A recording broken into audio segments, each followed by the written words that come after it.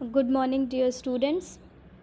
This is the second video of English Literature, Standard 4th, Unit 2, The Visit to the Mansion. In the previous video, I explained you up to the last paragraph of page number 16. Now, we are going to start from the first paragraph of page number 17.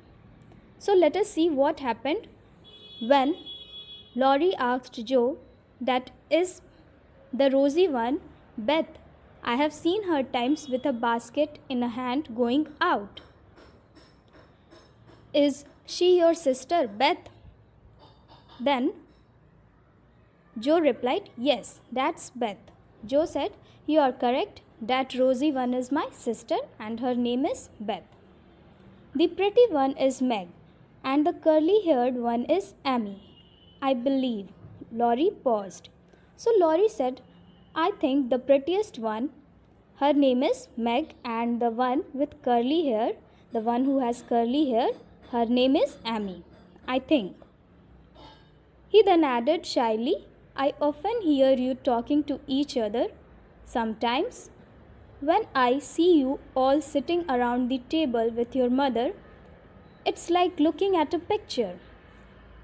Laurie poked the fire to hide the sudden trembling of his lips. So Laurie said, "I have often seen you sitting around a table with your mother and talking to each other, and it is very beautiful to see you all sitting like this. Can you see this picture?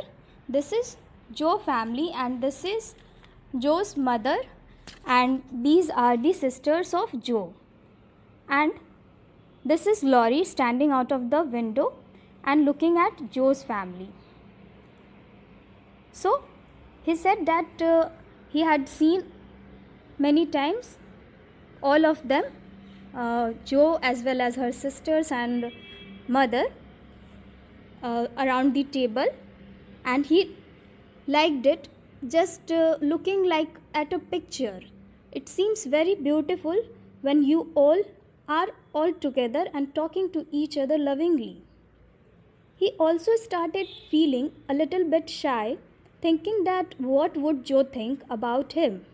What she is thinking, that I have seen all the people of her family, and just to make distance from her, he started poking the wood. Now, what is the meaning of poking the fire? It means that he started moving the wood in a fire with a long stick to make it burn brightly. Okay, then let's see what happens. Joe was touched. While he was unwell and lonely, she was happy at home with her mother and sisters. "You could just come and visit us," she said gently. "Mother would be glad to welcome you. And you will have jolly times with my sisters and me. Wouldn't your grandfather let you?" Joe was very touched.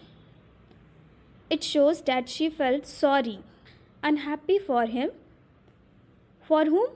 Yes, for Laurie. She felt bad hearing for this. Okay, now why did she feel sorry for him? As while he was unwell and all alone feeling lonely, she was busy enjoying with her sisters and her mother. And she said that "You can come to my house, you can join my family if you would like, then you can play with my sisters, you can visit and meet my family." She said that her mother would love to welcome him and her sister would be very happy to see him, and he would have a great time with her sisters. "But will your grandpa allow you to come?" "I think he would if I asked. He is very kind, but he thinks I might disturb strangers," said Laurie. Laurie said, "No, I know that my grandfather will not mind if I will ask him and visit your place. But he says that I should not disturb strangers. so maybe he would not allow me. We are not strangers, we are your neighbors, and you won't disturb us. So Joe said, no, we are your neighbors. You will never disturb us. You can come any time to my place. Then, in the next paragraph, you can see Joe and Laurie started talking about books. Joe was delighted to find that Laurie also loved books and had read more books than her. So, after this conversation about family, now they started to talk about some books, and Joe was happy to know that even Laurie liked to read books and he had read maximum number of books more than what Joe has already read. So now let us see what happens, how this conversation go ahead, and will grandpa return, and what will happen when grandpa will return. Now this is a great surprise as well as a matter of something to worry about. I want you to turn the page. If you like them so much, come down to our library, Laurie offered. Grandpa isn't home, don't be afraid. I'm not afraid of anything, Joe replied, tossing her head. So, what they were talking about? Do you remember? Yes, they were talking about books, reading books. So Laurie said, if you like to read books, then come down to my library. There are a lot of books that you would love to read. And he also said that feel comfortable, don't worry, as grandpa is not at home, so no need to be afraid. Then Joe replied, tossing her head immediately, that no, I am not afraid of anything. Now let's see what happens. Laurie laughed and led her through the rooms. He let her examine whatever struck her fancy. At last, they reached the library where Joe clapped her hands and danced with delight. It was lined with books, and then there were pictures and statues, strange little tables and bronze pieces, and best of all, a great open fireplace with quaint tiles all round it. So, when they were walking towards the library, they were passing through some rooms, and whatever Joe was looking nearby, maybe the statues, maybe the paintings on the wall, maybe the decoration, anything else. She was very much curious and she was interested, happy to see everything, and she was checking everything nicely. Even she was asking, questioning Laurie about all these things. So when they were moving down to the library, finally they reached the library. In this paragraph, there is a description given how the library looked, what all things the library had. So when they reached the library, when Joe saw library, she started clapping her hands and dancing.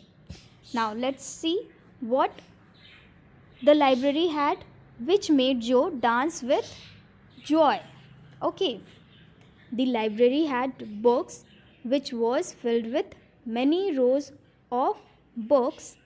It had pictures, statues, it had strange little tables, bronze pieces, maybe some antique items made up of bronze, and best of all, a great open fireplace.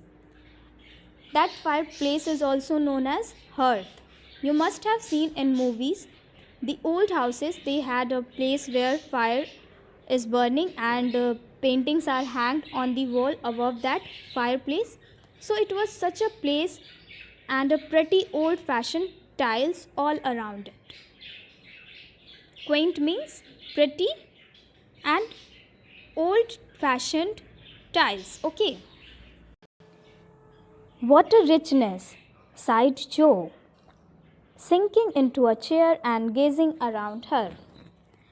Theodore Lawrence, you should be the happiest boy in the world. Can you see this exclamation mark over here?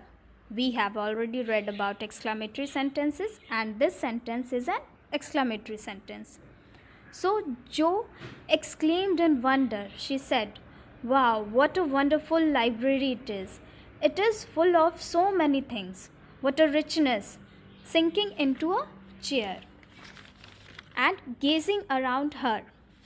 It means she sat into the chair and she said, "Theodore Lawrence, you should be the happiest boy in the world." Now, what is the full name of Laurie? Theodore Lawrence. This was the full name of Laurie.